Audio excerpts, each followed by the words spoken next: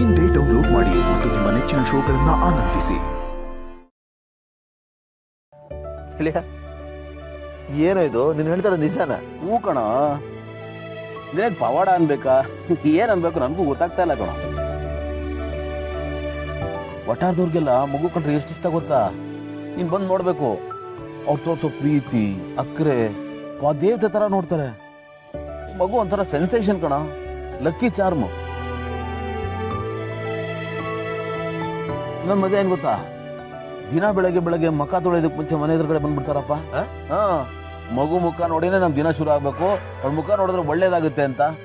ಇದಕ್ಕೇನಪ್ಪ ಹೇಳ್ತೀಯ? ಅಯ್ಯೋ, ಜನ ಮರಳು ಜಾತ್ರೆ ಮರಳು ಅಂತಾರಲ್ಲ, ಹಾಗಾಗಿದೆ ಪರಿಸ್ಥಿತಿ. ಬಟ್ ಅಪ್ಪ ಅಮ್ಮನಿಗೆ ಬೇಡವಾದ ಹುಡುಗಿ ಇಲ್ಲಿ ಒಟ್ಟಾರದವ್ರಿಗೆ ಎಲ್ರಿಗೂ ಬೇಕಾಗಿರೋ ಮಗು ಆಗ್ಬಿಟ್ಟಿದ್ದಾಳೆ. ಅದೇ ನೆಮ್ಮದಿ ಕಣ.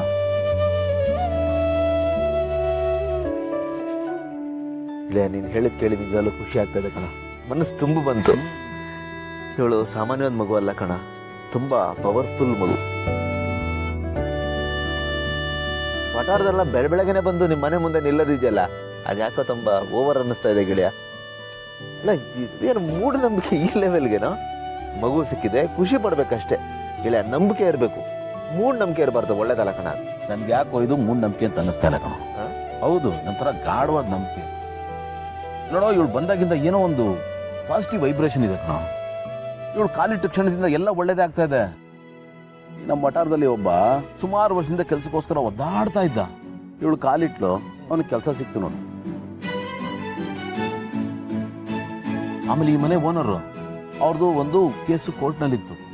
ಅವರು ಅಷ್ಟೇನೆ ಹೋಪ್ಸೇ ಬಿಟ್ಬಿಟ್ಟಿದ್ರು, ಅಲ್ದಾಡ್ತಾ ಇದ್ರು.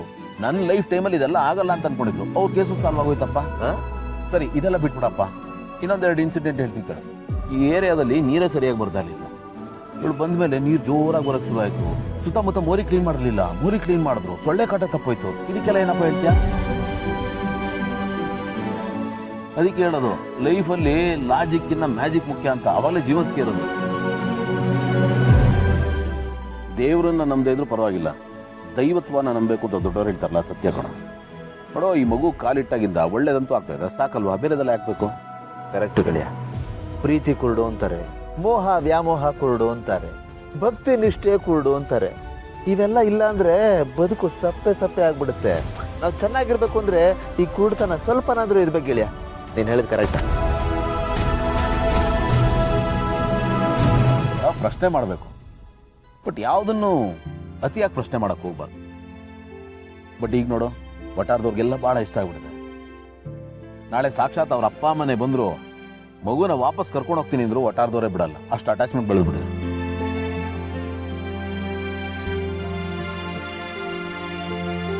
ಆನಂದ, ನನ್ಗೊಂದು ಅನ್ನಿಸ್ತಾ ಇದೆ ಕಣ.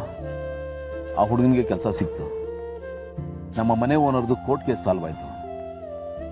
ನನಗೂ ಭೂಮಿಕಾ ಅವ್ರು ಸಿಗ್ಬೋದೇನೋ, ನಾವಿಬ್ರು ಮತ್ತೆ ಒಂದಾಗಿ ಬದುಕ್ಬೋದೇನೋ ಅಂತೆಲ್ಲ ಆಸೆ ಆಗ್ತಾ ಇದೆ ಕಣ.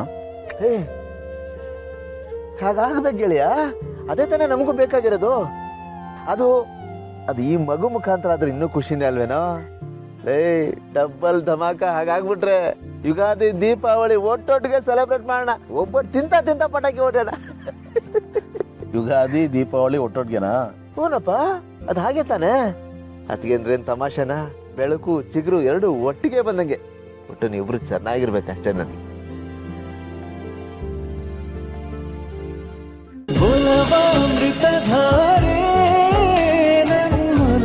ಅಮೃತಧಾರೆ